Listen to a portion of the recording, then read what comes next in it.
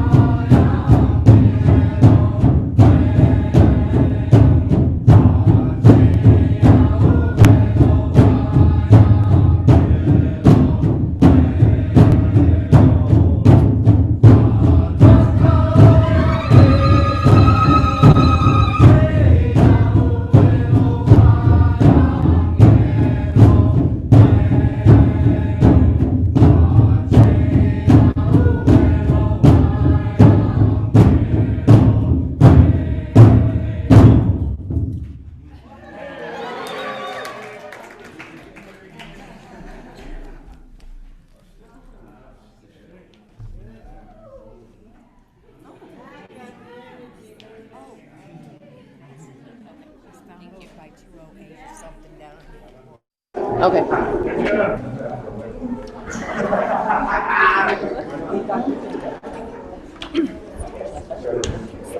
morning. There's like no batteries. Sweet. Good morning, everyone. Good morning. Welcome to the second day of this amazing ceremony, Star Knowledge Conference 2016. How's everybody doing? Oh my gosh, that's great. I didn't have to ask again. So this morning we are starting off with Garrett Duncan. Garrett is a dear friend of mine, soul brother, extremely amazing. He once took me on a little journey at this big event we were at for about 5 minutes, and I shot out to outer space and released a bunch of fear, and I just wanted to scream, I have no fear. Let's say I am fear. And it's funny because afterwards he's like, oh, you went far. I was like, I know. He's really amazing. I highly recommend you in the session with him. So Garrett Duncan was born and raised on the Navajo Reservation. His clans are the Bitter Water Clan, his mother, and Red Running into the Water Clan, father. He will be having a workshop today at 11 a.m. It's early. 11 a.m. So please sign up for Garrett's class if you have not already. And everybody, please give a big round of applause for Garrett Duncan. Welcome to the stage.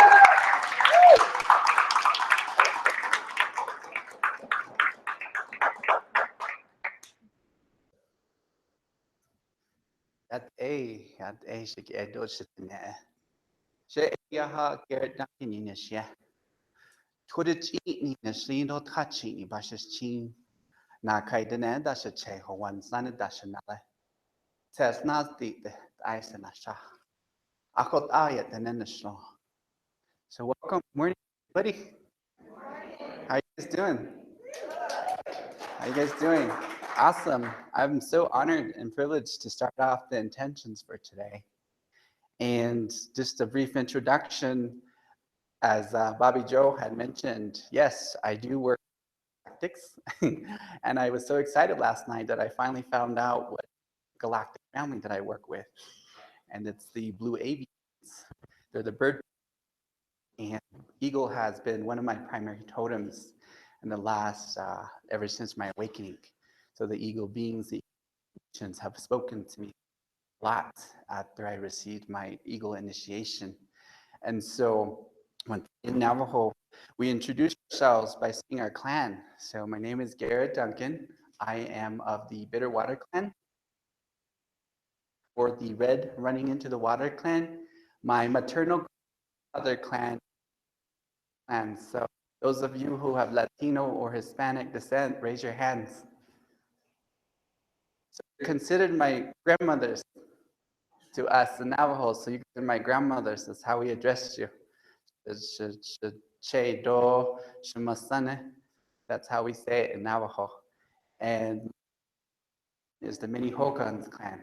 And there's a saying among our people.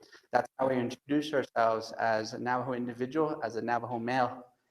And they also say in our philosophy and in our tradition, they say that Bala Ashkla Da Niglon. Bala Ashkla Da Niglon means we all have 5 fingers.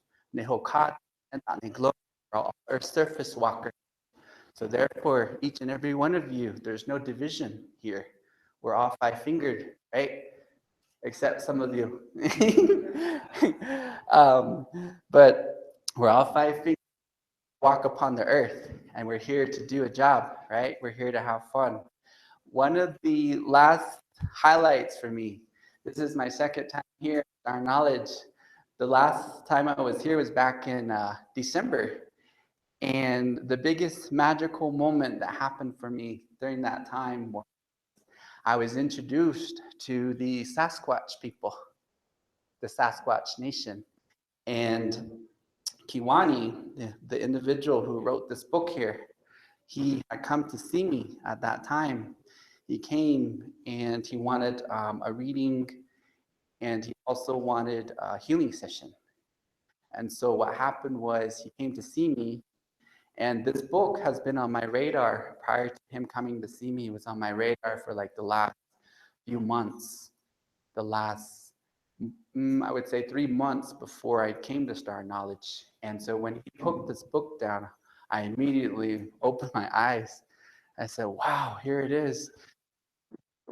Wish list on AmazonPrime.com, and here I am, the writer. It's right here in front of me. I'm like, wow, this is my big moment. This is what I was looking for.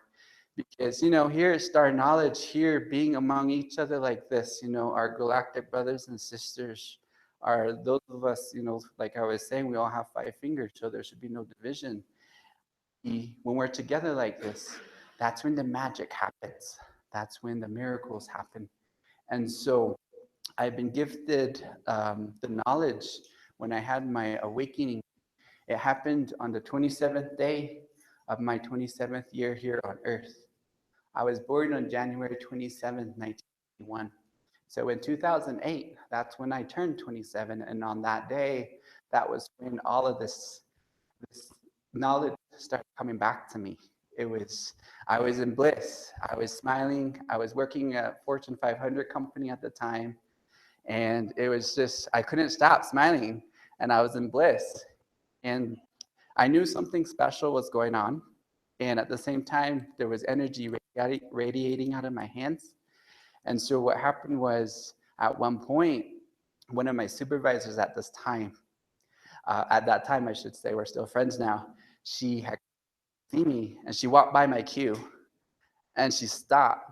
And then she looked at me, and she says, Garrett, what's wrong with you? And I said, I don't know. She goes, are you high? I said, yes. And I was going through that real blissful, I was even going like this, trying to put the smile off my face. And here she's like, there's something different about you. I know there's something different for me. I know something special is going on. And she goes, I could feel it. She was standing probably from here to where Tracy is. And she goes, I could feel it. I feel it. And then she kind of had this little shiver. She goes, oh, it feels tingly. It feels so good. It's like really magnetic though. I'm really drawn to you. So, well, if you want some more, here you go. So I continued to give her some blessings there. But that happened about 8 years ago. It happened 8 years ago. And there was a lot. I mean, I kid you not, it's about a 3-hour story. And it was in connection, not only was I receiving my gifts again, I was opening back up. I was having dreams. Astral dreams. I was talking in the astral state. I was communicating at that time mostly with my nephew. My nephew was in the process of being created physically, and I connected with him, his spirit. When my sister was pregnant, she told me I was going to be an uncle. So I felt him, and he was talking about how what he was going to do in this world, what he was here to do to help, and what he was gonna, like, what type of adventures he was going to have. And then on top of that, he was sharing with me how difficult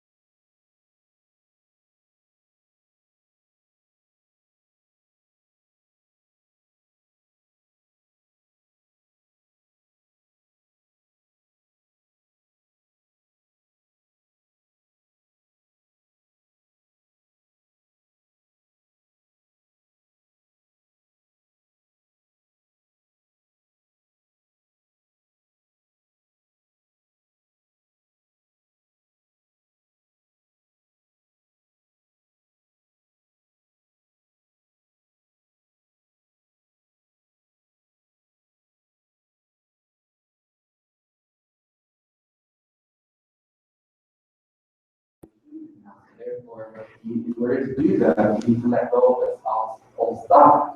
You need to let go of these old karmic agreements, these old karmic contracts you might have, or you did some stuff in the past that you're not happy with. All that needs to be let go because you need to go back into the heart. And so what ended up happening towards the end with baby was, of course, it was around July, and he was calling to me. I knew on the mission. I knew that I was supposed to be there to welcome him into the world. And he said, Uncle, you have to be here for my birth. I said, okay. And I knew it was going to be great. That was my mission at the time. I didn't care about the next job. I didn't care about the finances because I knew it was going to be taken care of anyway. And so what ended up happening was that she was overdue by 2 weeks, and the doctors were going to do several. And she was pulling me, and he was telling me, hurry, you need to get here. And I said, okay. And I just kept seeing this vision that I was going to hug her, and I was going to set off for labor. That's what I was doing in my mind. What happening was, like I said, there's a whole lot of other things that happen. I'm just kind of giving you a Cliff Notes version of the story. But seriously, the artist, that's not mine. But anyway, I get down there, I hug her, nothing. I'm sitting there, I hug her, and I'm so disappointed, and I'm like, okay. And I even kind of screamed and was frustrated with spirit. And she said, I listened to you guys. You showed me and then I was like, I don't get this, I don't understand. I listen, I follow, I hear, nothing. I'm like, well, let me just spend the night and see maybe somehow my energy can trigger this. And so I did. The next morning, she was still pregnant as ever. And I'm just going to leave, so I laughed. And of course, I was disappointed. And I laughed. And my brother, the other half, he was in Iraq at the time. And Afghanistan, he's a Marine. And what ended up happening, coincidentally, as I like to say, coincidentally, he had taken leave. He was coming back. It was 4th of July weekend. He was flying back. And so, of course, Mom was concerned about him. Mom was concerned about the baby. So we made another appointment with a medicine person. And he told us during the divination, as he was gazing into the crystal in the fire, he says, Mom was telling him, because the tradition is no different than going to a clinic or a doctor's office. When you go down there, they do the divination. And then they send you to the specialist. Say, okay, you have this ceremony, you have blackening ceremony, you have the ghost way ceremony, lighting. So then they go to those practitioners. So he was saying, Mom was gazing into the fire, he was gazing into the crystal, and then he says, the baby's waiting for him. And then he says, what happened here? You look at me. And he says, what happened here? And he represents the female. So I wish I was just a blessing on him. And he's waiting for the protector. And I get a check and how it was called protection there. And he goes, he needs both pieces to come before he'll come out. And so I said, oh, okay. And then he goes, all right. And then, of course, there's that seriously one, right? And then he goes, all right, let's see where he's at. And I see him leaving the airport. I'm looking toward to Australia. And he's in Japan. But he's going to call you tomorrow.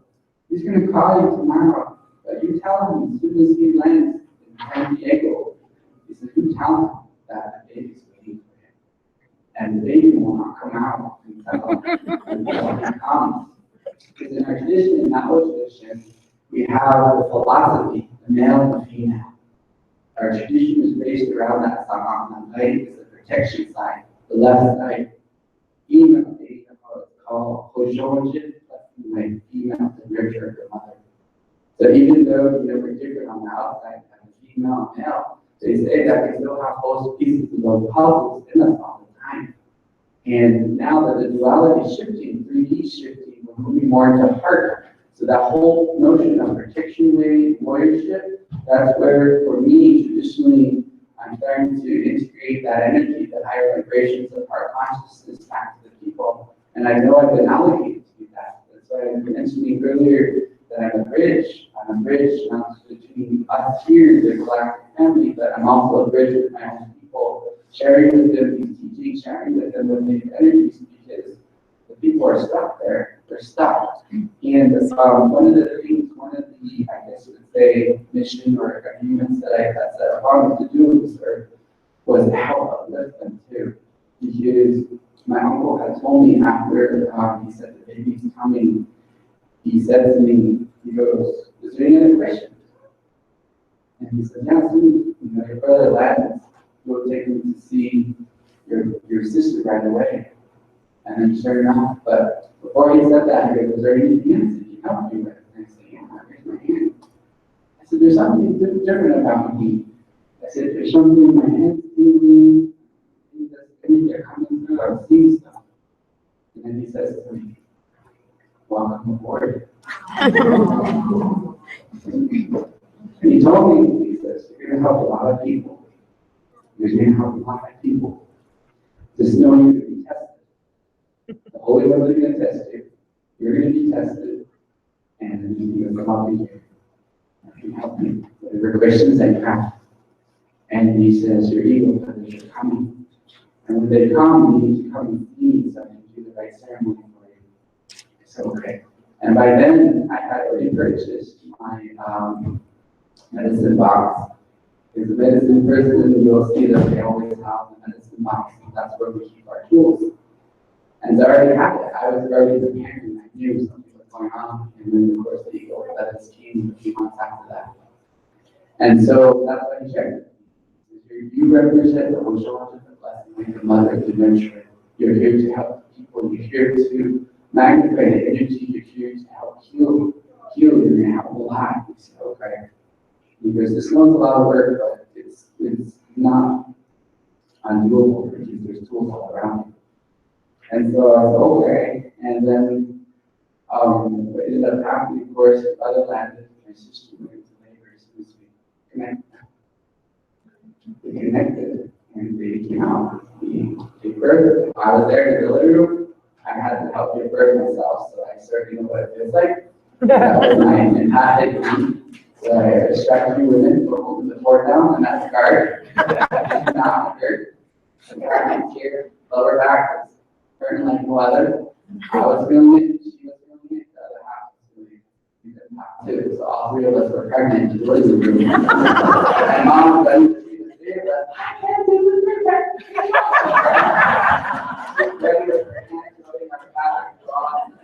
this.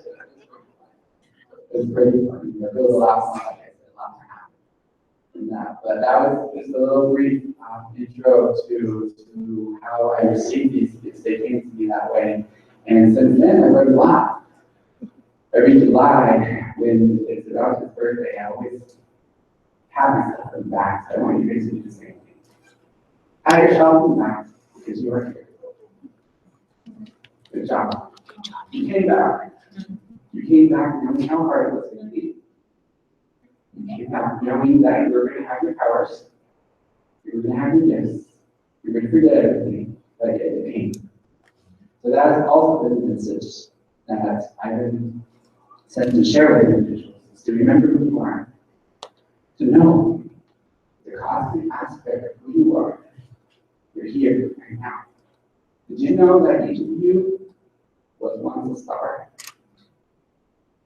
Do you remember that? You guys remember that?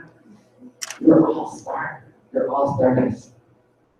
So I'm going to share with you a word that came to me, that came from the ancient ones. The ancient ones are connected very much. They were the original humans, apparently, according to what humanity's being told. But the ancient ones, and they're here behind me now, along with the Sasquatch, they're showing up. And I see the star beams above. The whole delegation that Juan promised me, they're here. if you guys actually might be sensing them, they come with the smell of roses, swampy smell. That's the male. The females are more flowery. So whichever one that might be connected with, that might be going home with you after this conference over, that's the type for you to know. The ancient ones have been coming, like I said, and they shared with me this word, and I'm sharing with you today. This word, last night, right before I called at night, I was very fortunate to listen and hear fellow brother, Mr. Sheldon Bird. I was fortunate to listen to his messages from the Pleiadians, and he had talked about words and tone. And that's exactly what the ancient ones and the Sasquatch nations have been sharing with me as well. And for those of you who are not familiar with their energies, they work very much in connection with the star nations. They have a lot of interaction. Wherever there's a Sasquatch, wherever their group meetings are, the star nation representatives are there with them. So there's a lot of portals and a lot of energy points. Most likely there's a ship right above the Calvary. So they work very much in connection. There's a lot of stories about it in this book about you see ships and then you see the Sasquatch there. And so this was no surprise to me. This guy, she came to me and she channeled me. She channeled through me. And the word that she shared, her name, is ooh. Ooh. And that's how she said it, pronounced it. It was ooh. And it's that ooh, not this Luna, not this Luna like, every day we would. No, she said, ooh, that was her name. And she was an ancient one. And then she said, Luna means moon, but she means it's the light. Unan, unan, unan, unan means star. And she was doing these motions. I was channeling this. Unan means all encompassing, all galactic. King here. And what I've interpreted that to be means the star has always been within us. And so I want you guys to do this exercise with me. Unan. Unan. And what you're going to do is chant that 3 times, but you're going to tap solar plexus area and say Unan. Unan. Unan. And you're going to feel that vibration. You expand, and you feel it in your heart too. So this means is the cosmic self, that stardust that I mentioned to you. Each of you have it. All of us have it here. And that's the energy that we use. That's the energy that we use to manifest and share. And so, going back to my story, being excited, raising your vibration and being excited for that possibility for whatever it is that can happen for you, that's where you're using the energy of the stars. And that's how the magic happens, the miracles happen, the synchronicity happens, the validations happen. Because you go back to the flow, and what happens is the universal river is like this flowing above us. And the lower energies, the density, anxiety, stress, anger, keeps us like low. And what ends up happening is you raise the anxiety, start to go uplift, and then you hit the current and you hit the flow, and then you're back like this again. That's how you manifest things in this world. And that's how, with me, like I was being guided by spirit, my story, my nephew, and the gifts. But what ended up happening too was I got welcomed back to the same job, just for a different department. So I was able to manifest the next job right away because I was listening, I was flowing, I was going with it. And so the ancient ones have been coming in the last, since the last time knowledge I mentioned. So when I was here last time, who remembers me last time, by the way? I get around, just so you know. Especially on the astral. There was something that I certainly had also a validation. Not only connecting with Sasquatch Nation, but I also remembered that I am a yoga too. And so, as those I mean things that I don't mean. I say things backwards a little bit. So there'll be that seriousness and that moment that comes in like this. And then because that was something that Swimming Pool had shared with me. He had come to me in spirit form, and he says to me, you know that serious picture that you see there? I said, yeah. And he goes, look.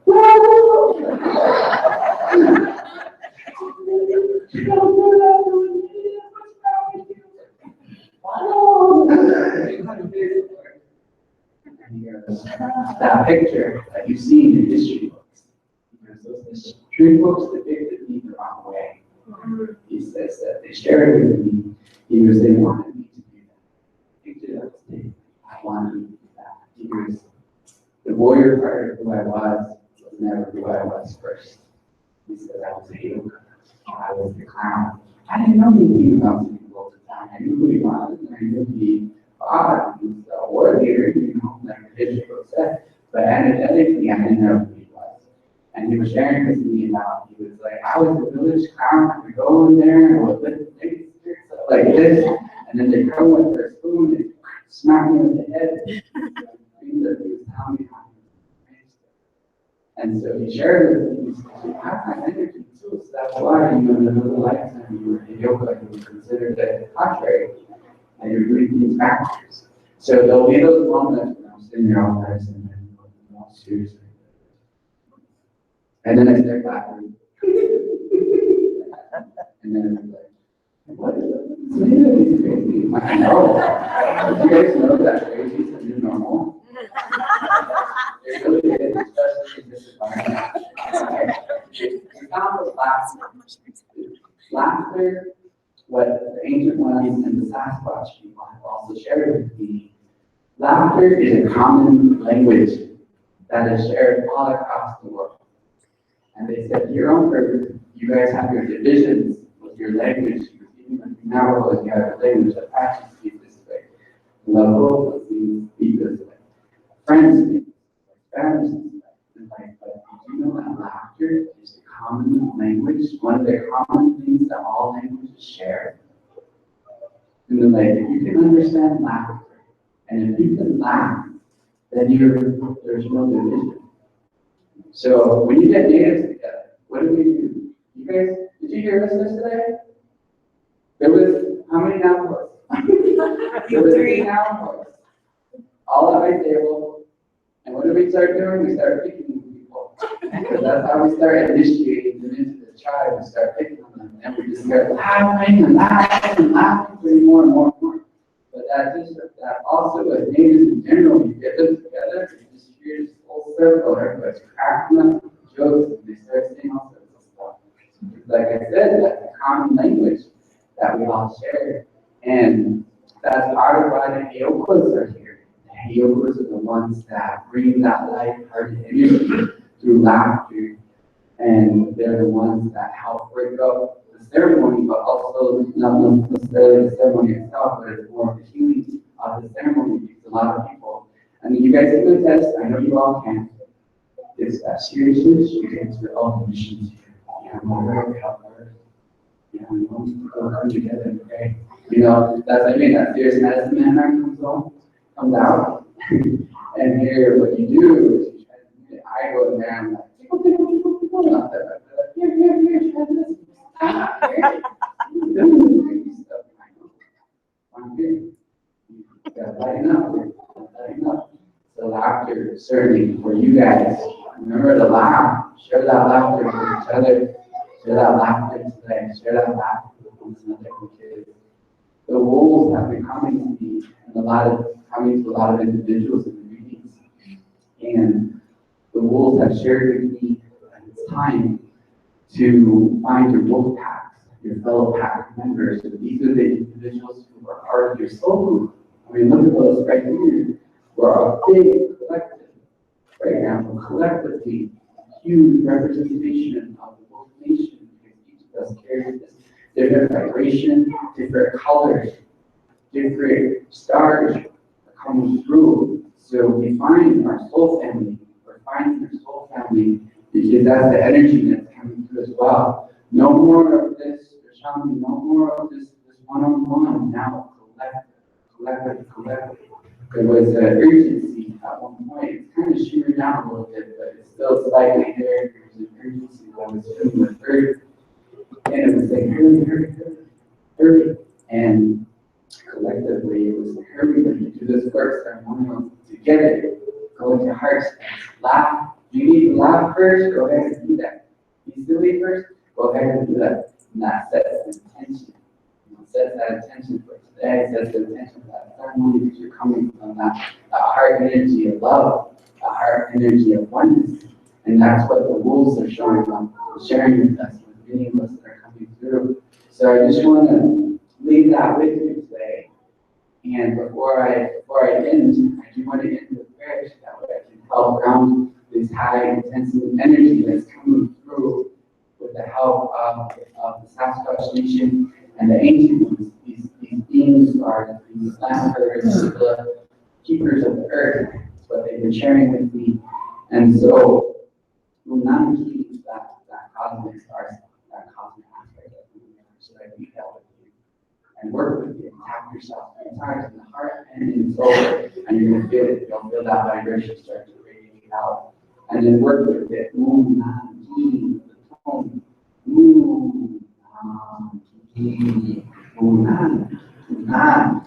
You start to tap in and work with the tone, and then the shift. The energy starts to shift. So, with that said, I do want to end. I want you guys to go out. Who's had synchronicities happening right now? Yeah, and it was only Friday, right? So we're on Saturday. And today's the beginning, right? So be excited for the foundations. Be excited for the synchronicities. Be excited for being crazy together. And if you want to get high with me, I do have a table. Sprays, and these sprays are very high vibrational sprays that were channeled, and they raised my inner alchemist, they came out. So I've been using that high for like, hey, let's get high, and then they look at me. You can do that here.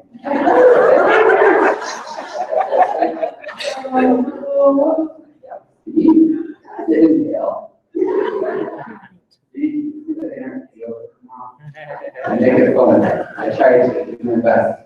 All right, now seriousness, medicine man. So I'm going to end with prayers to help set this prayer, set the intention to ground these energies for you. Journey. For the Lord,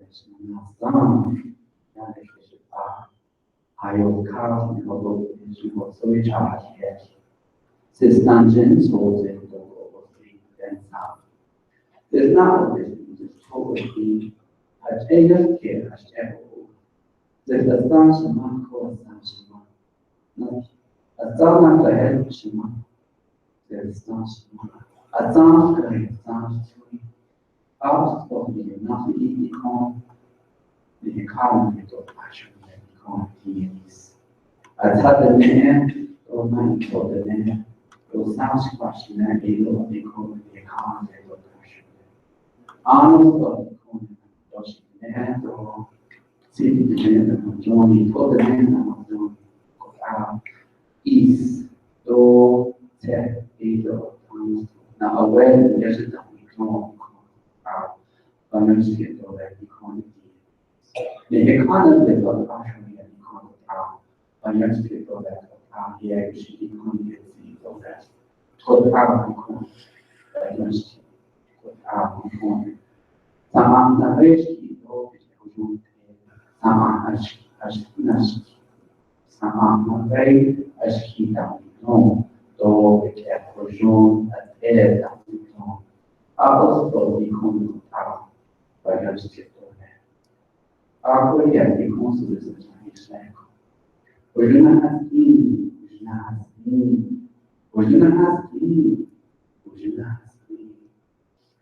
Show the unity before you, unity behind you, unity above you, unity below you, unity within you.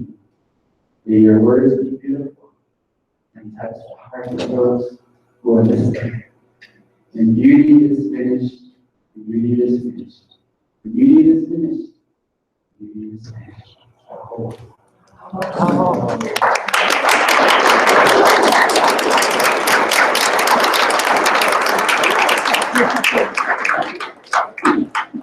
Oh, yeah, great. Everybody give another round of applause for Garrett, please. Garrett Duncan. His workshop is at 11 a.m. And you can purchase tickets. I do ask, just so we keep the flow going, unless you need to purchase tickets, go to a workshop, use the restroom, or anything like that, let's try to stay in here so we can keep everything going. One more thing, I do have, I forgot to mention, sorry, I know I only had an hour, but I wanted to share with everybody. You know that's what happens when you're having fun, right? It really exists. Like this whole time thing, oh my God. But anyway, at my booth, the staff watched these stones. One of the stones that I had asked to the Starnologist is right here, the altar in the middle. So if you have a chance, feel free to ensure to connect with the stones. But I also have stones that were gifted to me personally by the Sasquatch that if you're drawn to connect and whatnot, you're supposed to come and see me. So feel free. Thank you. Thank you, thanks, Garrett. So something I remember from when I went on that little farm journey, Garrett held space for me to take off. The message that came through was you were born a star and you go back to being a star. So why so much fuss in the middle? Why do you make so much fuss? And something I thought was beautiful is that they didn't say you die as a star. They said you go back as a star. So basically, like there is no dying. And I know that message wasn't just for me. I'm here to share that message. And I believe it's for everyone. My name is Bobby Jo Poole. I have a workshop today at 1 p.m. It is a guided Merkaba meditation where I get to take you on a wild journey. I have some crystal healing bowls that I play. We do the guided meditation, and then we come back and we share what we experienced or what we released or what information came through. And then I channel messages from Ascended Master Poe.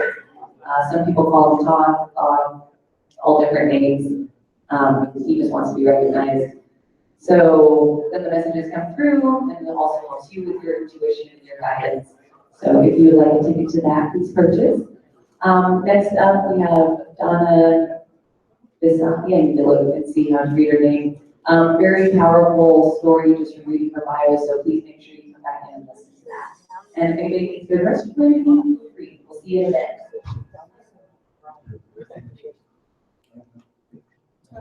I have one.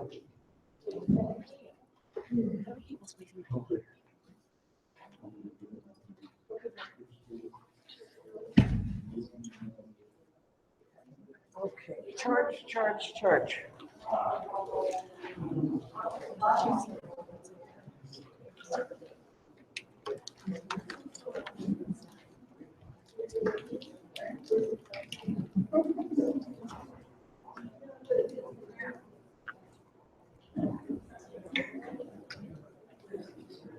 Excuse me.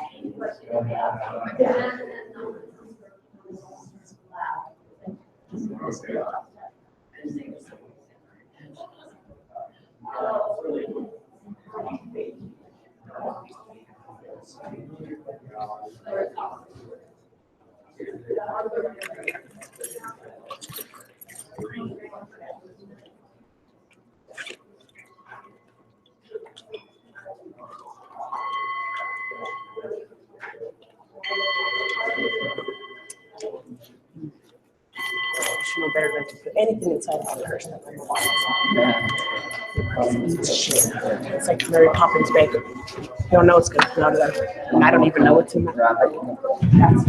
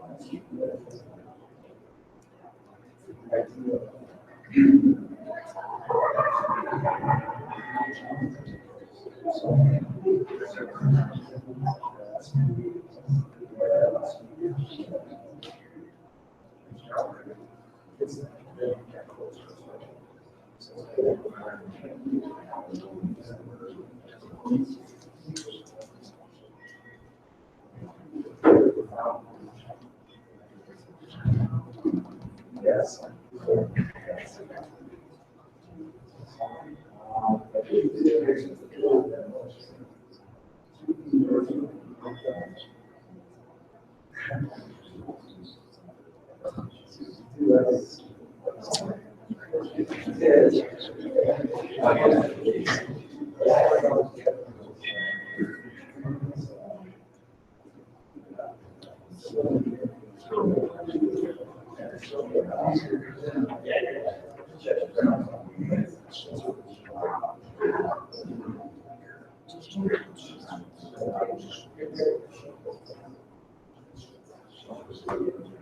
You don't want to read my notes. Because I would step up like that.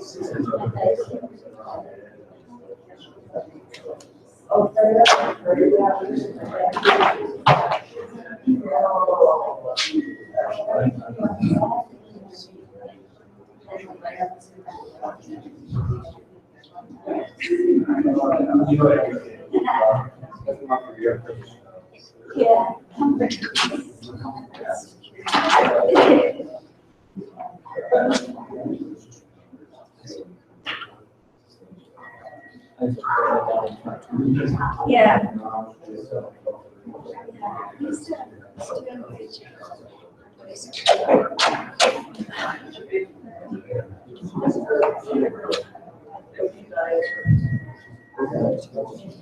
We'd also like to announce that there's a workshop starting right now in the Lady Washington Group with Reverend Gary. She's going to talk about the cities of light that is now being anchored on Earth. She has assisted with 7 and 1 at Estes Park.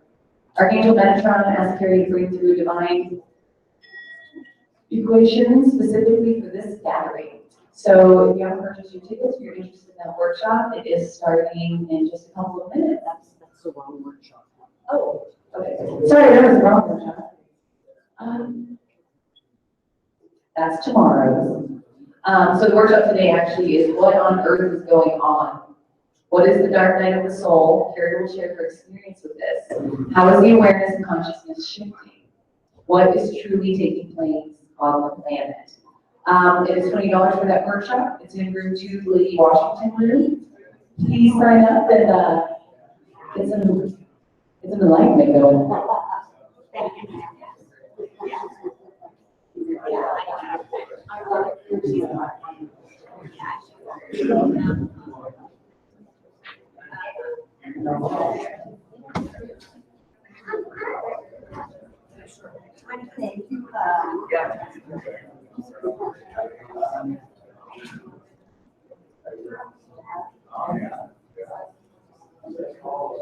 Do we have any new people that are just joining us today? Were here yesterday? Okay, we have some newbies. Not sure if y'all have been to a Star Knowledge event before, but it just gets crazier and crazier throughout the weekend with the energy. It's really amazing. It was funny because as the day ended yesterday, it was like, it's only Friday. Saturday's just begun. So be prepared to have a really, really good time. There's so many amazing speakers here and workshops, and you'll feel stressed out if you can't do all of them.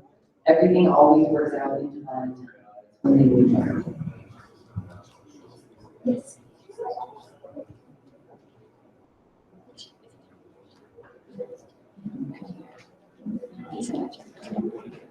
Oh, also, we found a ring. Maybe missing a ring? No, it's a ring for an actual finger. If anybody hears of anyone who lost a ring, we have it up here up front. Maybe spread the word, please.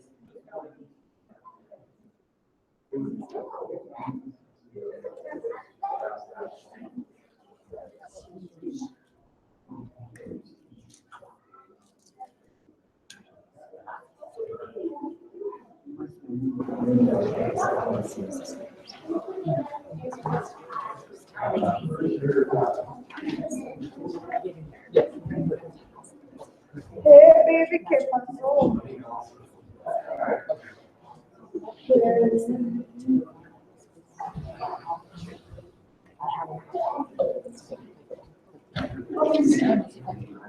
We have, 10:02. Okay.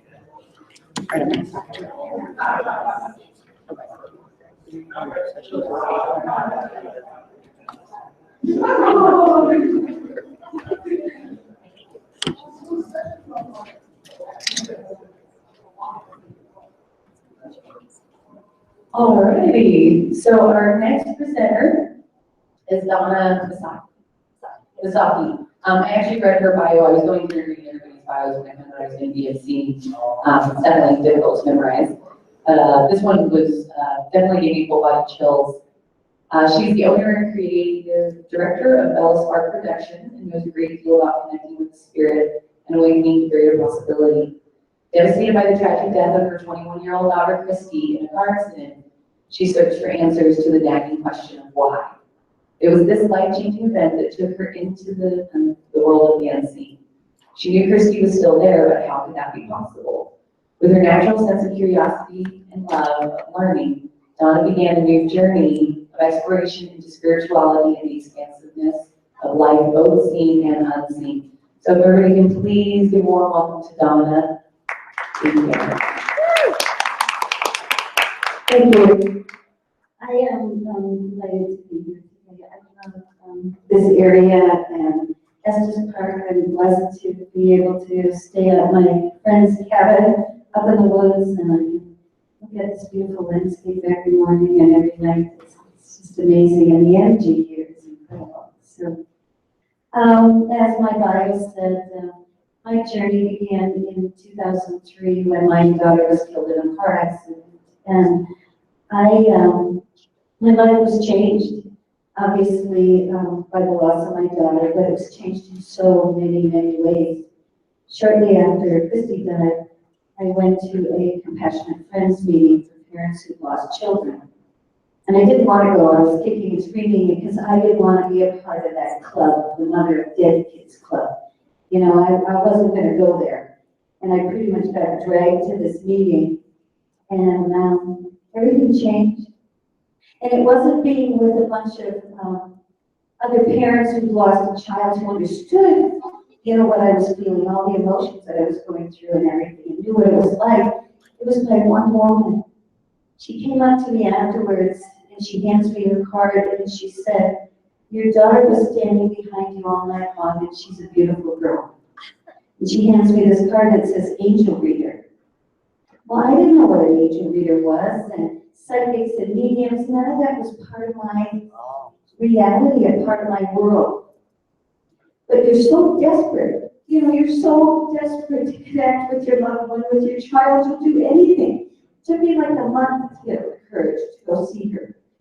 But when I did, I was able to connect with my daughter. You know, and you start out with, well, how do I know this is Christy? But she described all these things, like the dolphin tattoo she had on her back, and different things about Christy that she would know. And I knew I was talking to my daughter. And it started me off on this journey of searching, you know, Why did this happen? Where is she? Can I connect with her? How does this work? You know, first I started reading all the How to Talk to Dead People books by James Van Praagh and Sylvia Brown and people like that.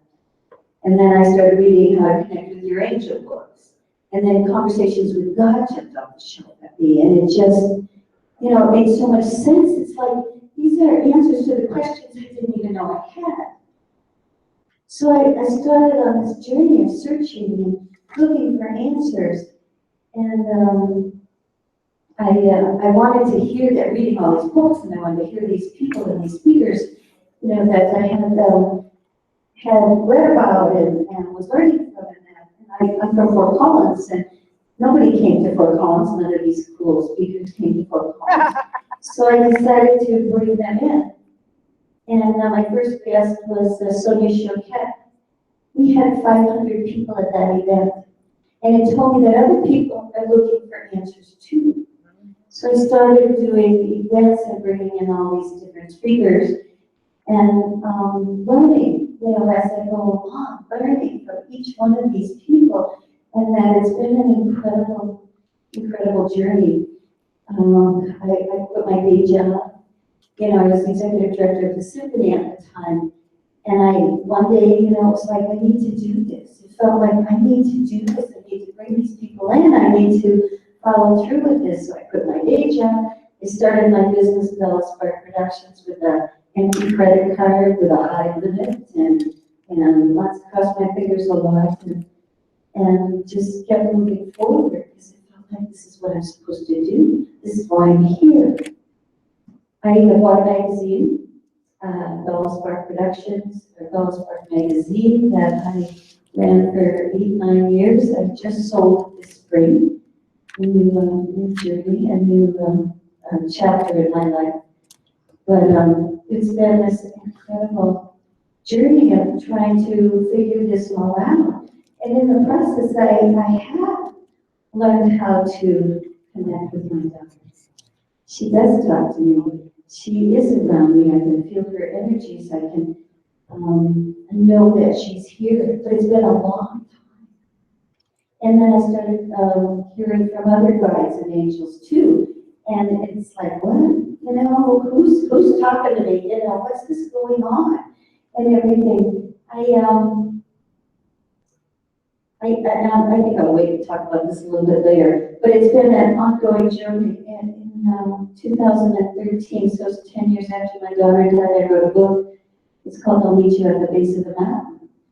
And it was my journey. It was my journey of walking through this grief and this loss and this awakening. You know, it didn't come to me all at once. It was a long journey.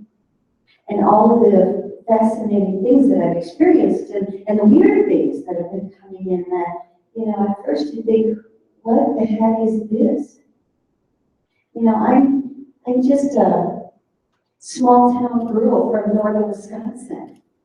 I love listening to Duncan, you know, with his awakening, and he had these amazing experiences happen. But, you know, you don't believe it when it starts to happen to you. I didn't have a shaman in the family. I didn't have a grandmother who was a psychic. I didn't know anything about this. So then what do you do with all of it? You know, my daughter's with me. She's guiding me and she's helping me and she's bringing in these other guides and angels who have started to come around. And it's just been, you know, an incredible journey. I have a sticker on my computer. It says, it's not who we think we are that's holding us back. It's who we think we're not. And I come to realize that I always thought I'm not. I'm not good enough. I'm not smart enough. I'm not psychic. I can't do this. This is not who I am. But I'm finding out that I am. That I do talk to guides and angels all the time, and I'm starting to remember who I am. I'm starting to wake up and to understand what's happening. It's when I was invited to speak at this conference, and I said, okay, you know, I was here last year and I really enjoyed it, but I had no idea what I was going to talk about. And one day in my meditation, and I write when I meditate, and I try and write down the things that I'm experiencing while they're happening, because I don't believe them sometimes. And they said, you're going to talk about the world as an illusion, whether it's real or an illusion. And I go, well, what do I know about this? I don't know anything about reality and illusions and everything. He said, that's what you're going to talk about. And then I'm doing a workshop later on, and they said, you're going to unlock the codes of Enoch. Well, what the hell are the codes of Enoch? You know, who the hell is Enoch? And so it's like trusting and believing and stepping into that power. And I think that's what we all have.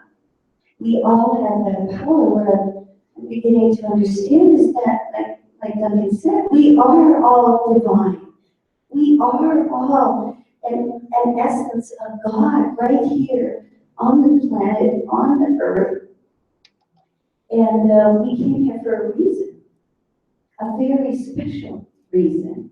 We all have an important piece to play in this unfolding, and we all agreed to be here. As I'm starting to remember who I am, sometimes I get a little pissed off. It's like, well, how come, it's been, 13 years.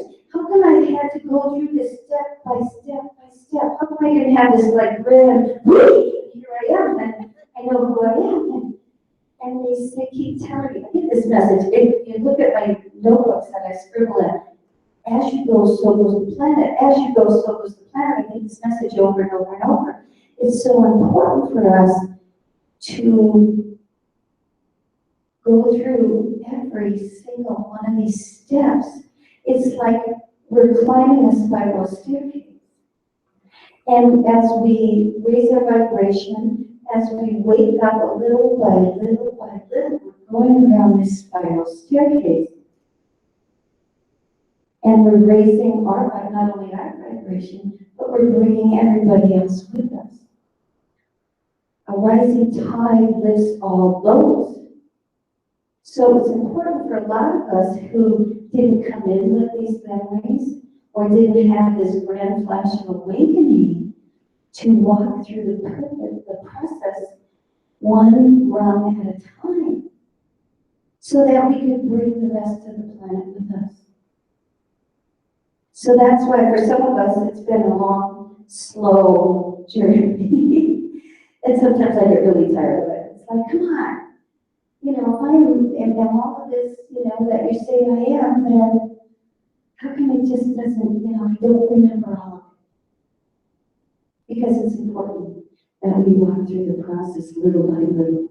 And if it all happened at once, most of us, our brains would get fried and our body couldn't handle the energies anyway. So sometimes we have to take the slow route. But never discount who you are and what role you have to play on this planet. So maybe we should talk about duality. I wrote, my guys are so funny because I go, what do you want me to say? Why are we supposed to do this? So then I write down all these notes, and stuff. It's like they're humoring me. Well, it makes you feel better, so you can write whatever you want. But you're going to say whatever you're supposed to say. So I'm trusting, but, the thing I get about, where we're at, it's like this was the great experiment. This was a great experiment. God said, well, let's try this. We're going to create a world of duality where there's good and bad and up and down and dark and light and everything, and see how we function and still remember our God self, our connection to God. But you got to dance, and you got denser and denser, and after a while, we sort of forgot our connection to God, that we are a divine spark of God, that we are an aspect of God. We forgot that. And, I'm still not exactly sure what happened with the big fall, how the separation exactly happened. You know, there's lots of stories and everything, but somewhere along the way, it got so dark and so dense that we forgot. We forgot who we are. And it wasn't supposed to be this dark. This is the message I got. It wasn't supposed to get this deep, this dense. But the darkness overtook the light. And here we are, you know, kind of stuck in this reality, trying to wake up, trying to remember, trying to find our way out. And the light beings have been working for eons to turn this around. There have been many opportunities over the centuries and thousands of years where they've tried to shift it. The good news is this is the time. This is the time right now. This reality is the one that's making the shift. They keep telling me the light will prevail. The light is winning. The light will not be dimmed. This is the one, and we have done an amazing job. So is the world real or an illusion? What's the difference? You know, the Vedics and the ancient ones called it Maya, which is a dream. So here we are in this dream where it feels real, it looks real, everything about it seems real. Just like when we dream at night, it feels real. I mean, we feel all the same emotions and fears and laughter or whatever's happening in our dream are running through us. We feel it. It feels real. What's the difference between reality and a dream? A dream has an end. When we dream at night, our dream usually has an end. Reality has no end. We have no end. We are eternal. That's the reality, not this world that we live in. But we're creating it. What does it look like? Why does it look the way it does? And how do we distinguish between it? You know, much of what is out there in this world is created by our senses. Well, our senses are pretty much pre-programmed. They're not accurate. We see what we think we're supposed to see. We believe what we've been programmed to believe. And we can, and that's what we create. That's what's going on around us. And different people have different perceptions. My grandchildren see, they see dead people just like you or me. They have been some of my greatest teachers. They have seen my grandson Nicholas when he was 6. This is my son's little boy. He was 6 when his Aunt Christy died. And he would see her. She'd pop in his room, "Hi Nick, how you doing?" And visit with him all the time. When he was 9, he was still seeing her. And I would ask him, I'd say, "Well, have you seen Christy lately?" He would walk home from school when he was 9, and he'd be home alone for about an hour until his dad came home. And I said, "Have you seen Christy lately?" He said, "She sits on the couch with me after school until my dad gets home." She is always with him. And a while later, a few months later, I remember asking him again. I said, "Have you seen Christy lately? Does she still sit with you after school?" He said, "Yeah." He said, "But sometimes I think I see her at school. And sometimes when I'm having trouble with my math, she'll whisper the answer in my ear. She'll go, 25. And we said, "You are in big trouble because Christy sucked at math." You know, but they see her. His little brother was a baby when Christy died, and she would pop in and out all the time. So they have a reality that they see her. My other daughter, Jenny, had a little girl about a year after Christy died, and she's always seen Christy. A couple of years ago, my sister passed away, and she was really close with my children. She didn't have any kids of her own, and she loved my grandchildren. And one day, about a month after she died, I was babysitting and staying overnight, and I slept with her. We woke up that morning, And she said, do you want to play I Spy? You know, I Spy, Lie to Lie, play with kids.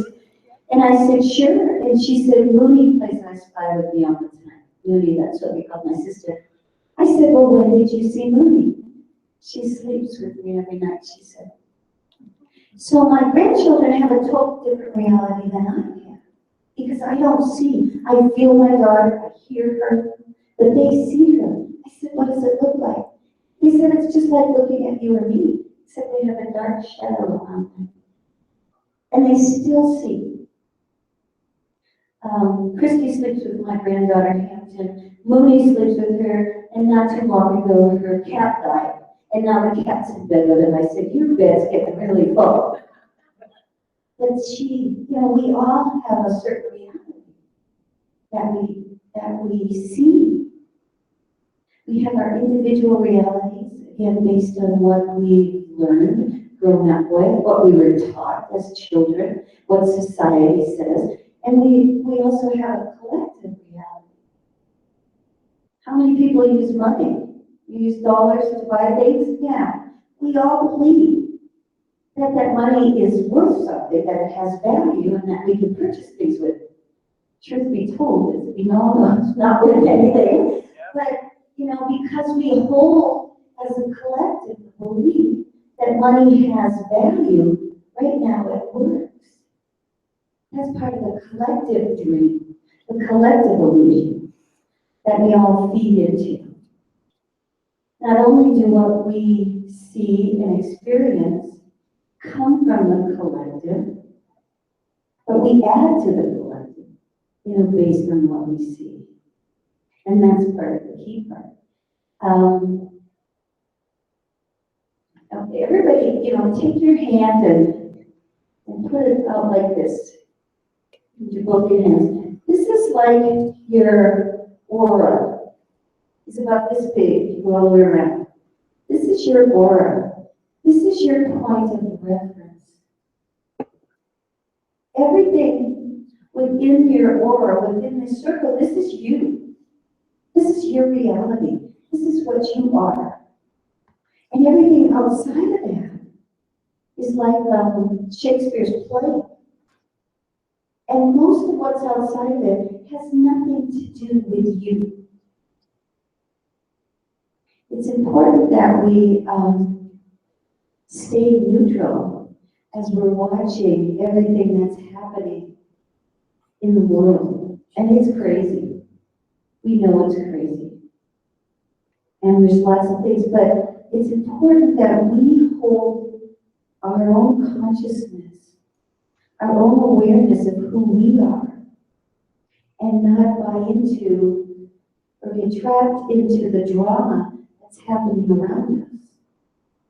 That's part of the illusion that we are consciously changing.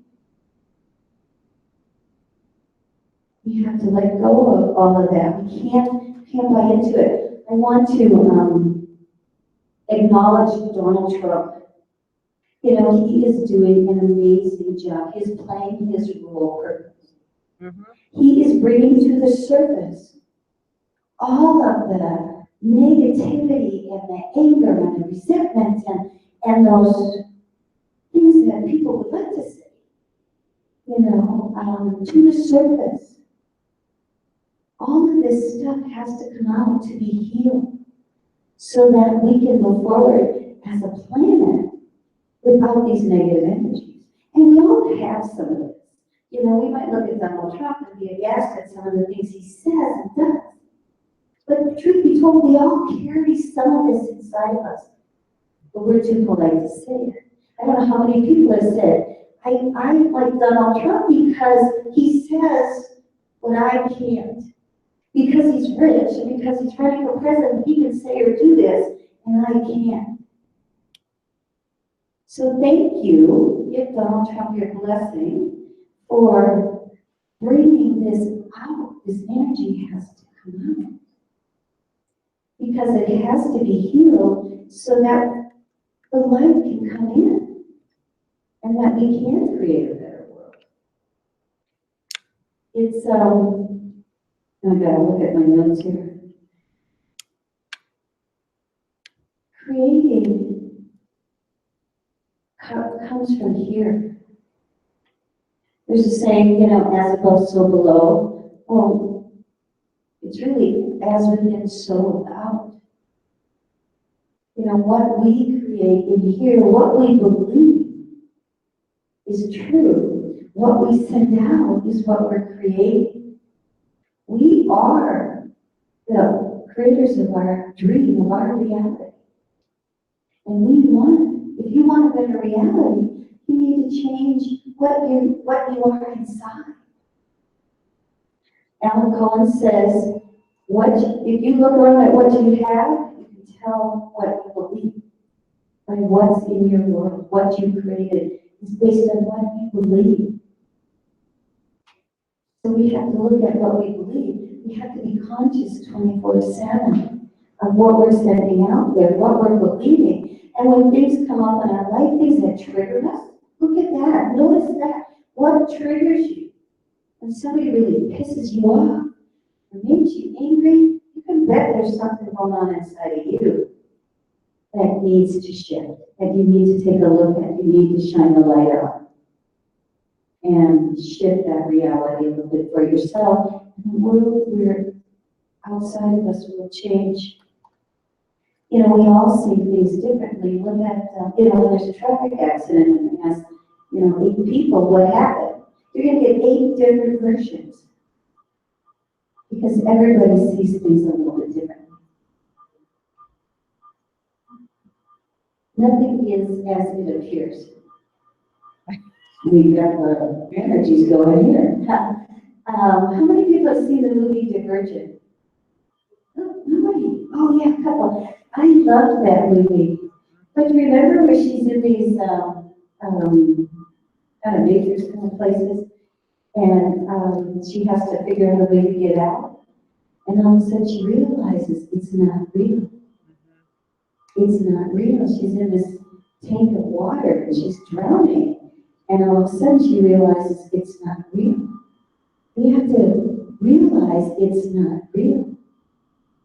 This is not real, what's going on around us. And we can change it. You have the power. It's getting easier and easier to manifest things. Does anybody notice that? The synchronicities, the little things that show up. I was meditating the other day. I was sitting in my little room on my chair and I meditated. But in the meditation, I thought, gee, I wish I had a glass of that iced mocha that we have in the refrigerator. I don't know why I thought of that, but it's like, ooh, I could go for some iced mocha. But I didn't want to get up and break my meditation to go get it. All of a sudden, my husband knocks on the door and brings me a cup of iced mocha. I thought, well, that's pretty cool. I was wanting to go to, I said, I need some music in my life. I haven't been to a show or a concert in so long.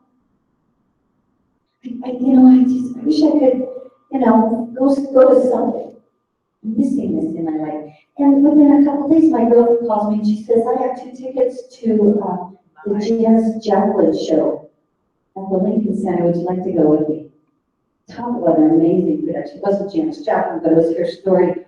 And the music was incredible. And it just showed up. I wanted a bicycle. For the last couple of weeks, I wanted another bicycle just to have at my house in case my grandkids come over or something. I wanted a bike, to have an extra bike for somebody to ride. And I go for a walk with my sister the other day, and here's this bicycle, kind of in pieces, on the sidewalk with a sign that says free. So we picked it up and we walked it home, and my other sister and her husband were coming. And I had asked him to take a look at it. I said, just see if all the pieces are there. If it's worth, I could take it and maybe have somebody fix it, put it together. Well, then I was out for the morning and I came back and he had put the bike together and it was all good to go and everything. So here I got a new bike. Things just kind of show up. And I see that more and more. I came to see my friend this weekend and I wanted to bring her a little gift.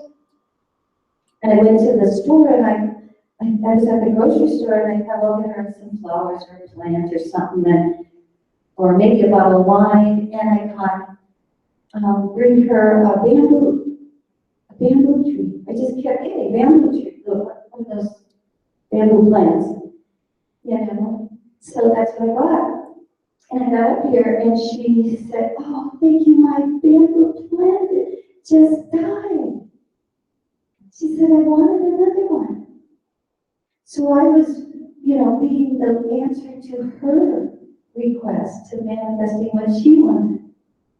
Things like that are happening. We can do it. We can create, you know, what we want. Joe Dispenza was one of the teachers I worked with a long time, and he is famous for how he creates his day. And he spends in his meditation every morning when he gets up. He looks at what he wants to happen throughout his day. And we need to recognize that we can do that. And then the other piece is we need to let go and let God. Because quite often God has a better version of what we think we want than we do. One of my favorite movies, I must watch this, you know, every few months or so, at least once a quarter, is Under the Tuscan Sun. Ladies, do you remember that movie? Well, in the movie, there's a point where she's really desperate and nothing's working and everything's, you know, falling apart. And she's, why am I here? What am I doing? And she's bemoaning to this gentleman, I wanted a family in this house. I wanted children in this house. I wanted to cook for people. I wanted a wedding in this house. And so she's bemoaning and crying that none of this is happening to me. My life sucks. And at the end of the movie,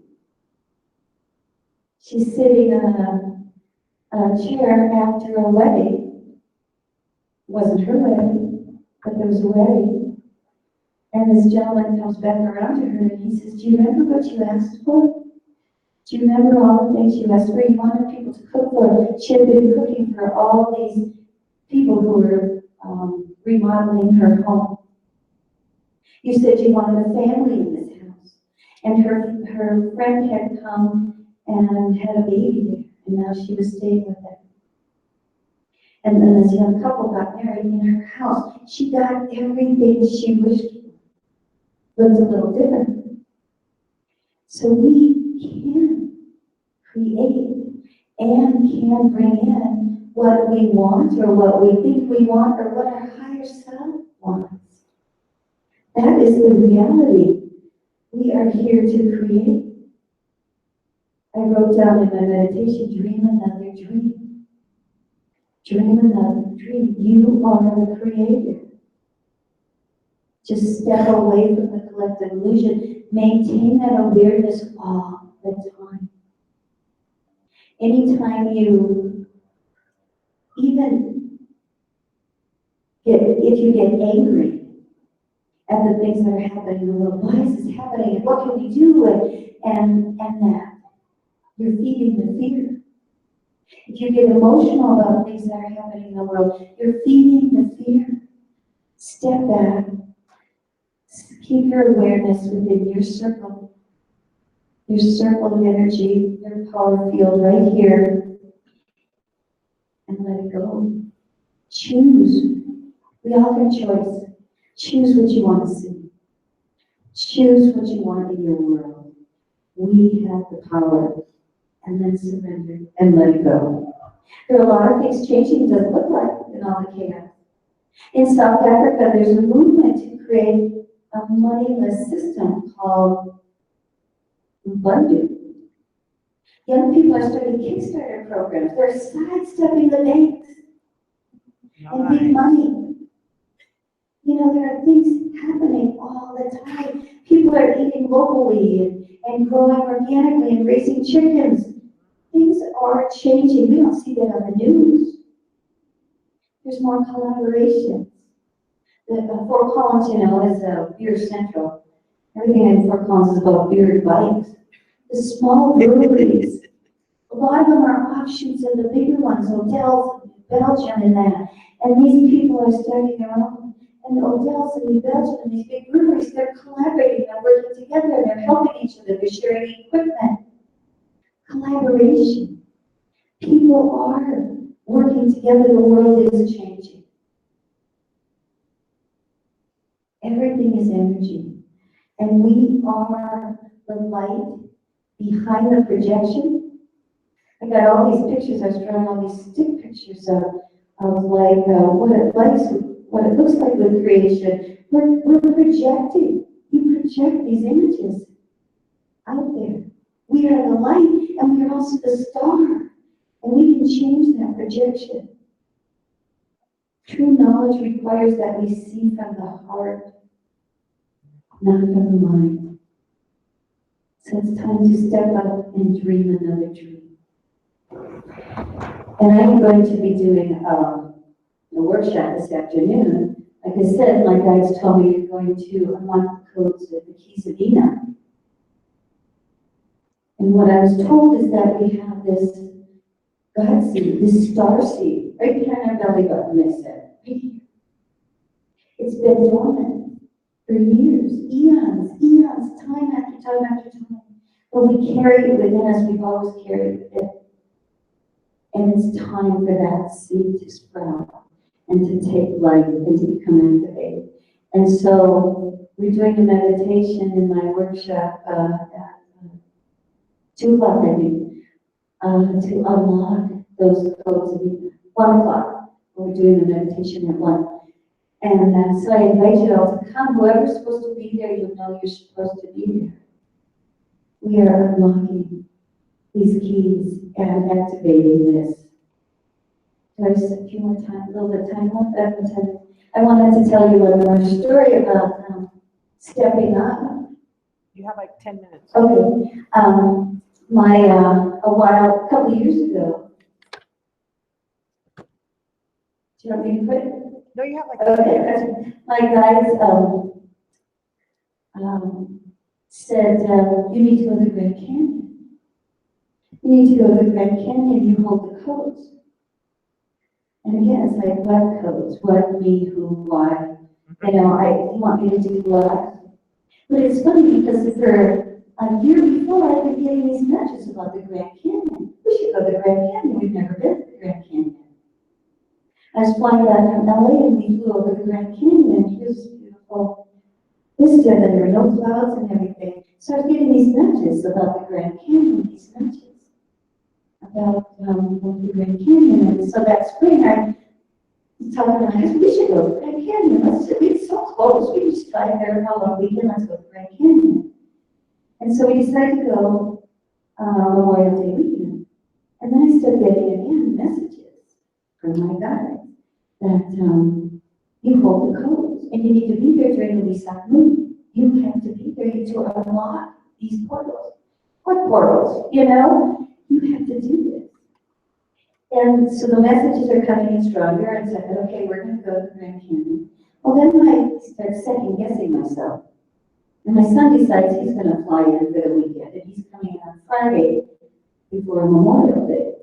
So then I was like, well, you can't go to the Grand Canyon. Jason's coming in. We should go. I don't need to do this. You second guess yourself. You don't believe that who we are is what we are and what we're supposed to do. And so I have a radio show, interviews with Kimmy Rose and Donna Visocky, and we used to be on Mondays at noon. So the Monday before we set Moon Memorial Day weekend, I'm on my radio show. And we had kind of decided we were going to go to the Grand Canyon. We had all these excuses why we were going to go.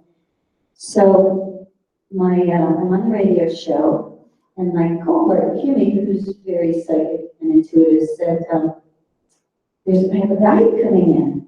He has a spirit coming in for you. He has a message. His name is Aaron, and he said he will be with you. I had never heard of Aaron before, and so I thought, okay. And then during the radio show, we're interviewing this lady. I don't even remember who she was anymore, but she's talking about her work and what she does. And she said, it's not that hard. She said, it's not like you're jumping off the Grand Canyon or something.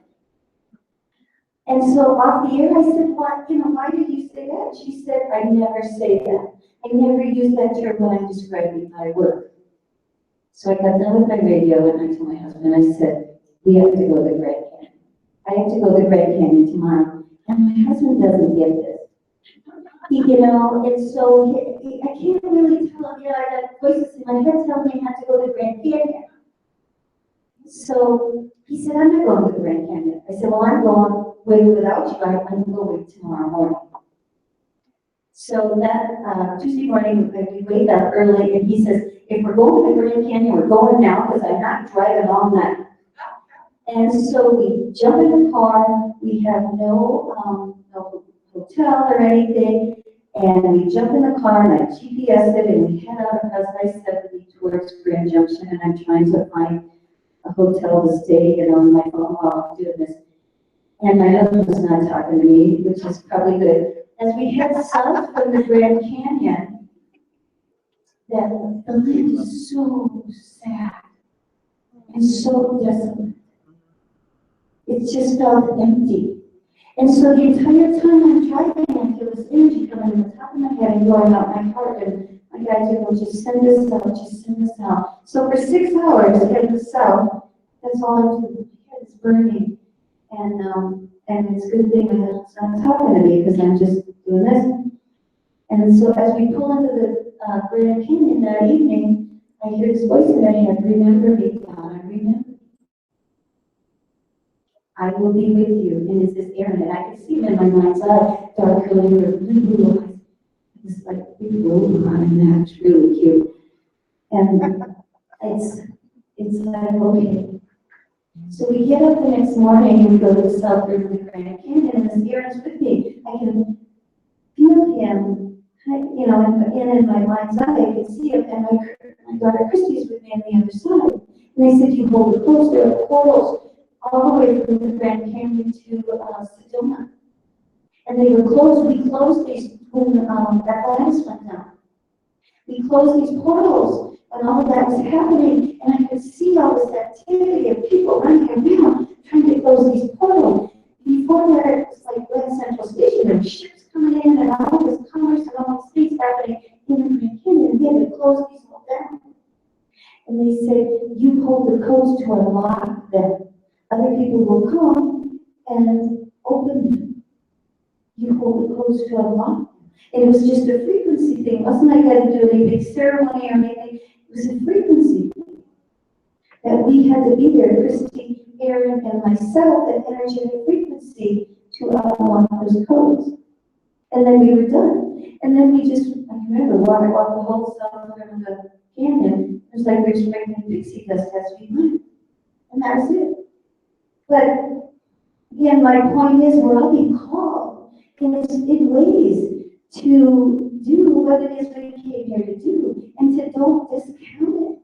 God has a bigger plan for you. There's something important. There's a reason why you came during this time to be here, to create heaven on earth, to create this kind of gentle, beautiful world. Hold that. Dream a new dream. Take your role. Stand in your power. And don't be afraid to say, "I can do this. This is who I am. This is who I am." Thank you.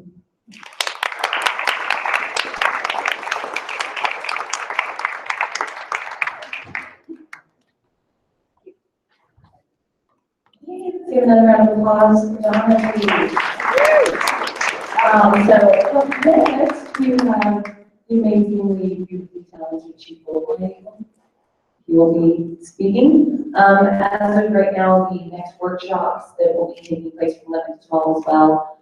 Garrett Duncan's workshop is in the Meeker room, and then I don't know if I said that properly, I apologize. That workshop is going on in the Lady Washington room, which is over here. So if anybody is looking to attend those, please get your tickets. I'd like to share a fun story. So I was just introduced to the Star Knowledge Conference in December. It was my first time coming out. I met Jen Gabrielle, and she came into my business. And she was talking about Star Knowledge Conference, and I was like, "Oh, And she explained everything, and immediately the words came out of my mouth. I was like, I channeled those. And that was the first time I had said it, like I'm supposed to be doing something as well. It was a very magical experience that weekend was here. It definitely changed my life, and it was just amazing. So all these experiences were beautiful and wonderful. So I was able to attend the Star Knowledge Gathering in Des Moines just in June. And that was another beautiful experience. So it's funny because Chief Gold Night Eagle likes to joke, and my last name is Cool, K-U-H-L. And I was moving my car, so we were leaving the Sundance ground, and he was parking his car, and I went and asked, like, do you need to park in my spot? And this other guy's like, no, you're fine. And so I walked away, and then Chief Gold Night Eagle was like, you're not cool anymore, you're fine. I thought it was funny. It was hilarious. So they will be singing a song and drumming for this. After Chief Gold Night Eagle's speech, we will be breaking for lunch. So lunch is from 12 to 1. If you're looking to eat here, there's an amazing restaurant just down the hill. I'm pretty sure they still have spots open. Everything's farm to table, it's all organic, very, very high vibrational food, which is very important for these events. So messages keep coming in, we're not clouded with a bunch of junk food. The junk food's fun. And then we will be breaking again at 6 for dinner, for those of you, today's your first day. And I'm teaching a workshop at 1 p.m. after lunch. If anybody wants to attend, it's going to be a lot of fun. We'd like to say thank you to Tracy for all of her amazing work.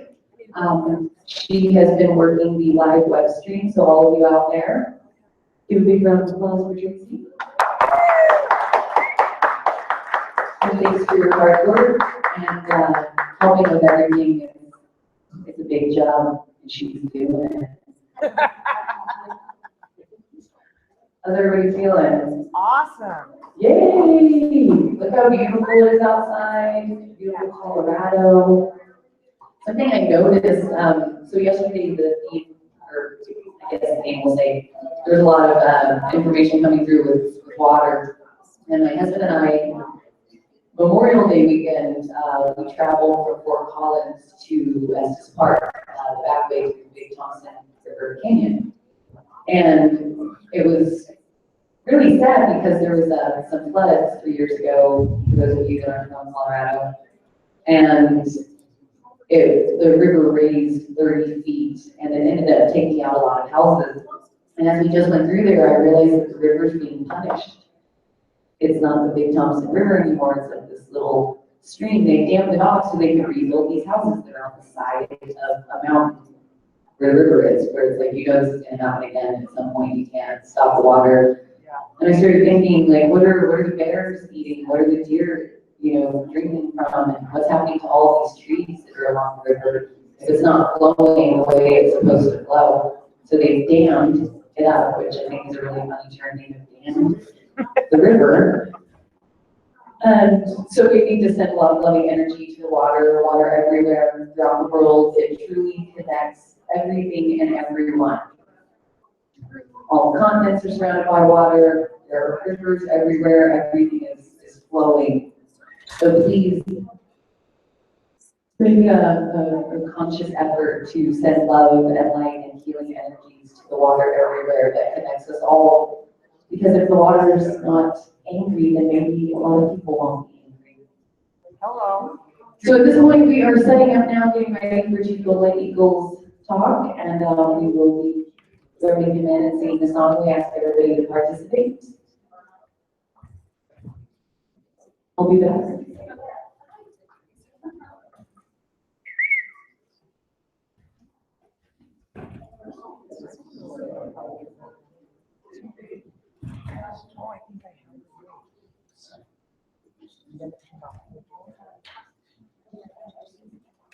I don't know.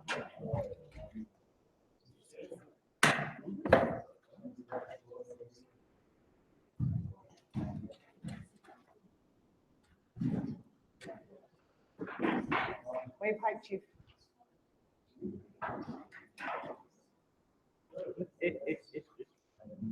What do you do? Oh, and that reminds me. I want to move that.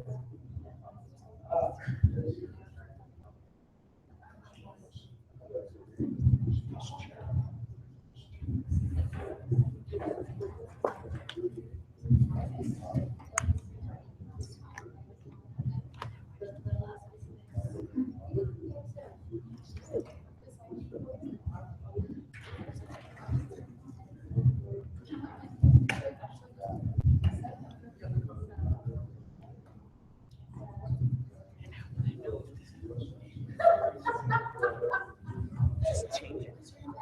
And make sure you take it into the settings. Yeah, so when you do it, so you're going to see, now you go in this one, settings. And then you go to recordings. And then you pick camera. And find the camera and drop it down like that. Yeah. Okay. Sweet. I know, I'm going to see it. No, I just wanted to elbow you really bad. I feel better. It comes out.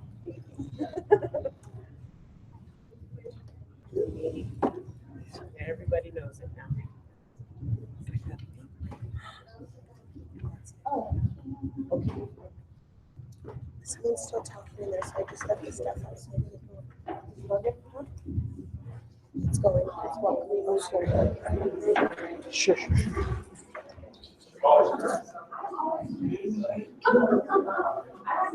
That's my mother.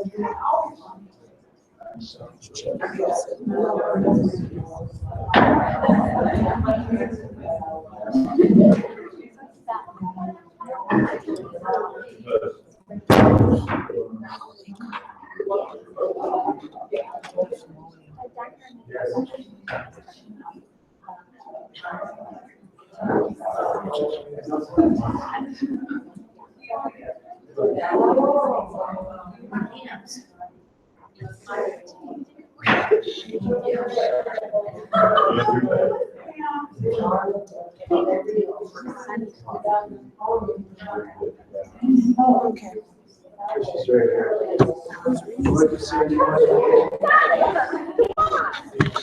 Felicia. I know. Oh, thanks.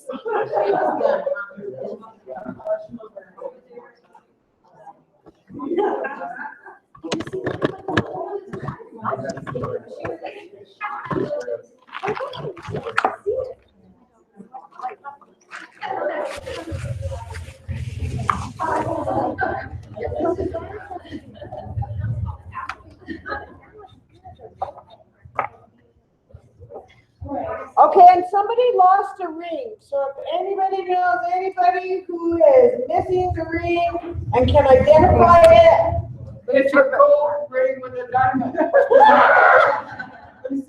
You can't be looking with your picture of you. Ooh. And it was somewhere, I think, I'm not sure.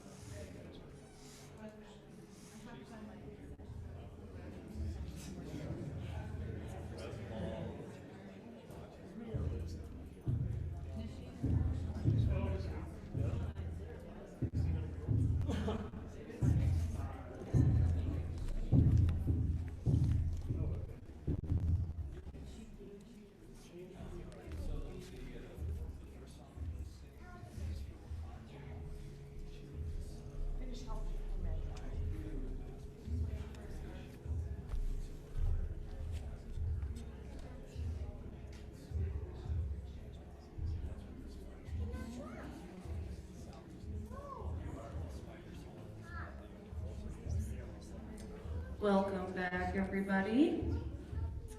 We're in preparation for Chief Golden Light Eagle's talk of his amazing wisdom. Does everybody here know who Chief Golden Light Eagle is? Yes? Yes? How amazing he is? He has tons of amazing videos on YouTube. I've watched several of them. I've become a Chief Golden Light Eagle stalker. Just kidding, in a good way. So he's the teacher of the Starways. Chief Golden Light Eagle was one of the original code carriers of Turtle Island. He's a Nakota Sundance chief.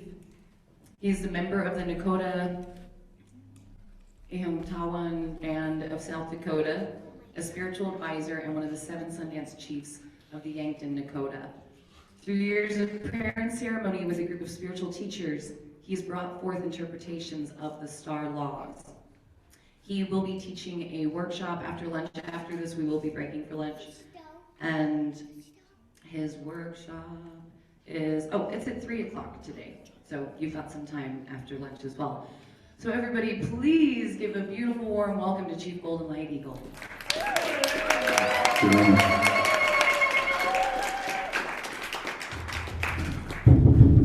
So at this time, we want all of you to come in and grab a little chair, if possible. And we want, last night I heard her singing all night. Anouk, and the other singer, Jenny, over here. Yeah. And where's Joan? Okay. All right. At this time, what we're going to do is Spirit put us all together for a reason. Could you come in? For a beautiful reason. And we're going to talk just real brief, real short, real fast. And some years ago, come on in the circle, ugly woman, ugly girl. That's his nickname.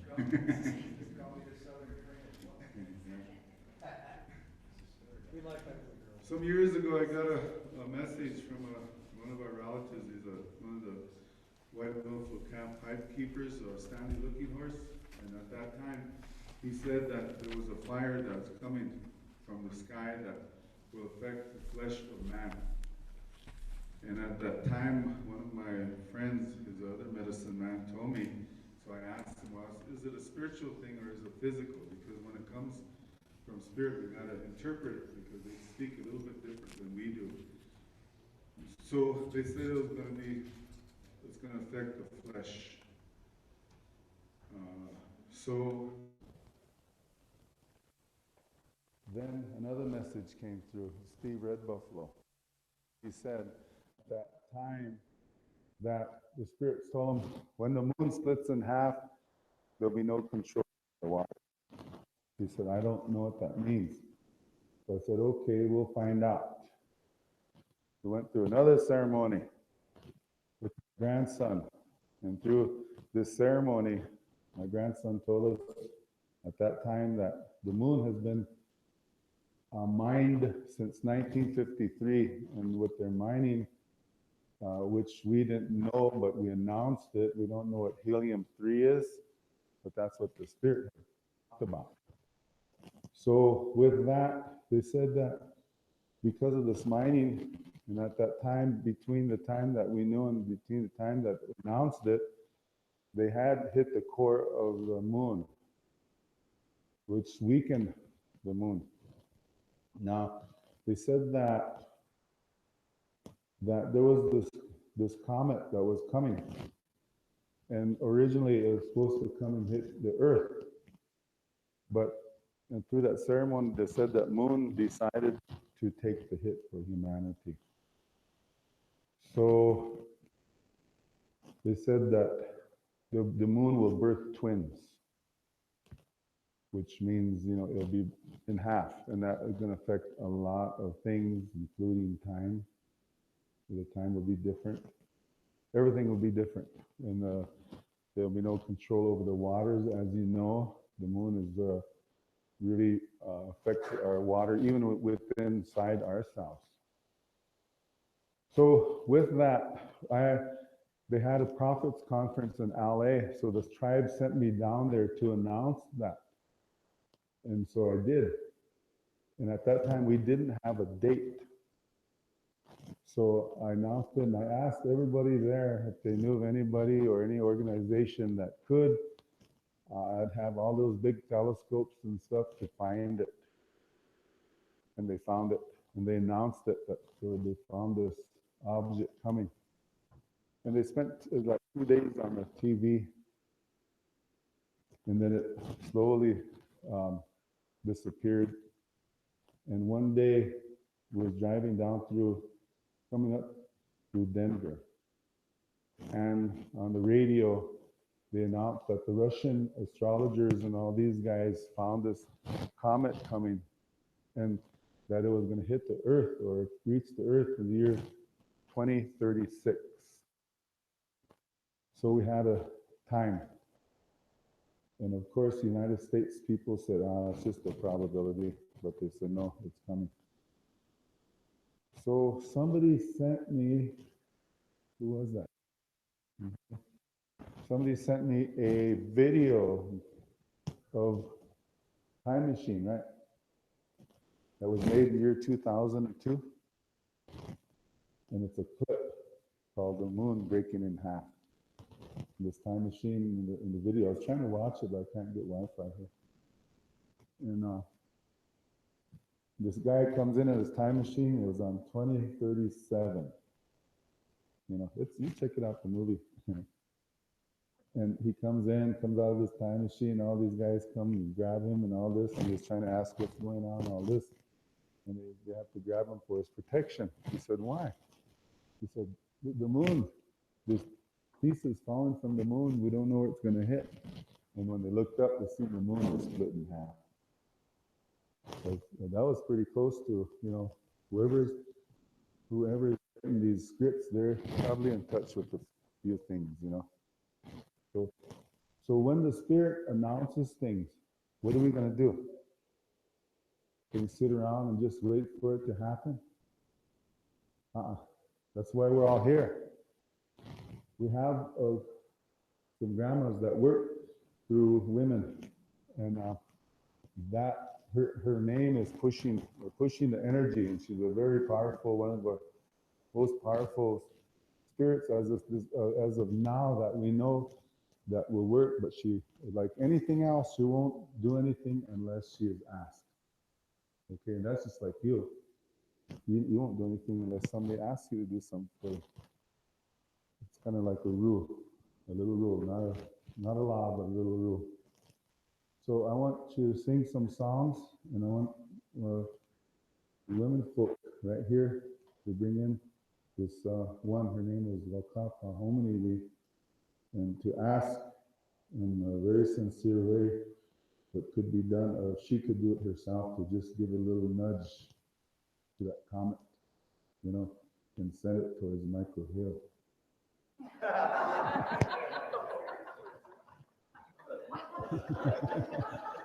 You know, send it somewhere.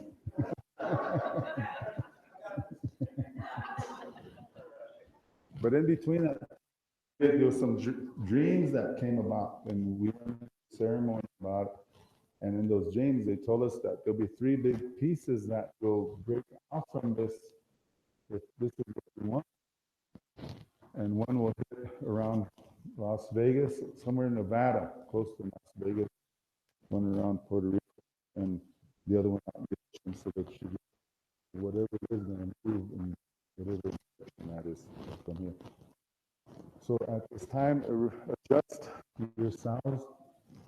Each one of you have about 6, minimum of 6 spirit guides that are with you. 6.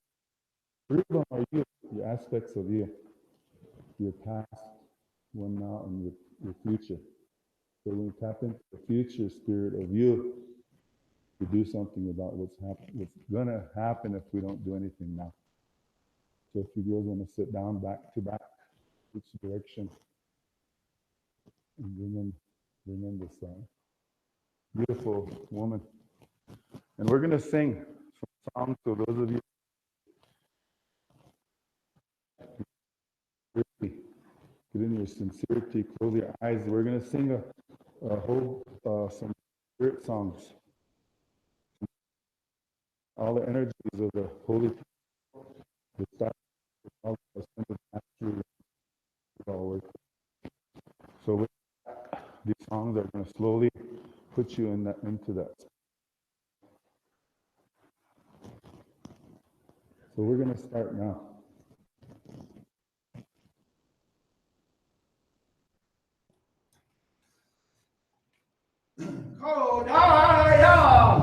Hey,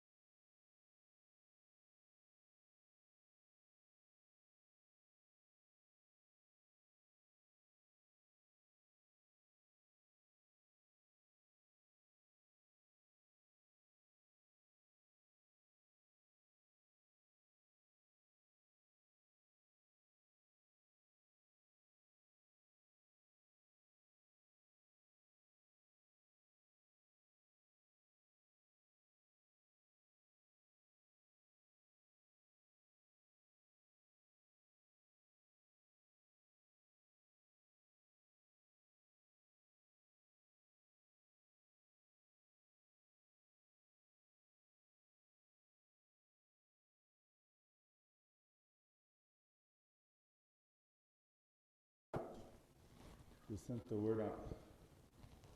So as you know, our thought of law of light is only good at a distance with the sun, 8 minutes to get our thought over there. So we're looking at time before we get the answer. So at this time, we're going to rest. And usually our answers are not coming from your head, they come from your heart. So with sincerity, that's the way it works. So those that are here, don't doubt in your prayer. Don't doubt in yourself. That's what that means. Never doubt yourself. So you put up your own walls, and we don't want that. So at this time, we thank you for making this happen. And this is just one circle out of many. So when you go out into your circles, we'll talk about this and keep the messaging going. Keep it moving. Keep the energy moving. This first ceremony. So in the future, you're going to hear the results. Okay? And in that time, when the spirit of this Wakapa Harmony, we share the message with us, we'll share it with you as well. So, okay, so it's a double time of energy that went up. And however long to get wherever it's at, will take the same amount of time for the message to come back. Okay? So have patience. Have patience. This is very important to Mother Earth. Very important to the fire, to the air, and the water. So with that, I want to say thank you to all of you that moved your hearts with her. So, Mitakuye Oyas. Thank you from my heart. I think their legs are locked. Somebody come over and grab them up. So you're free to go feed your bodies. And somebody down there make a spirit plate for this grandmother. Stay.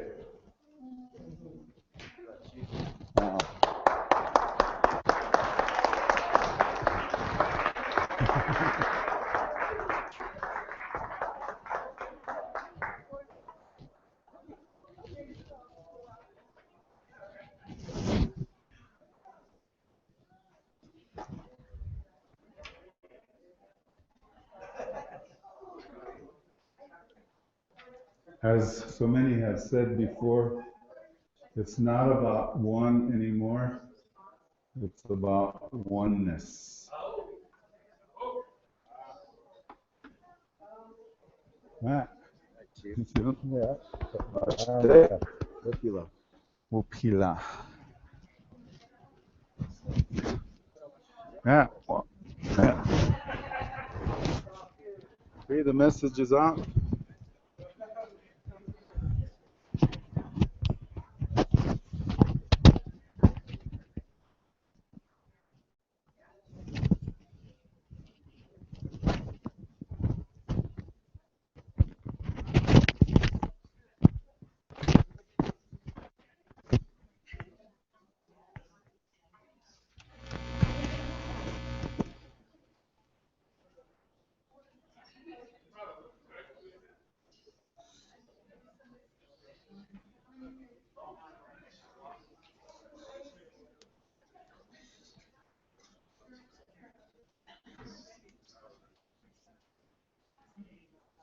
Oh, sure.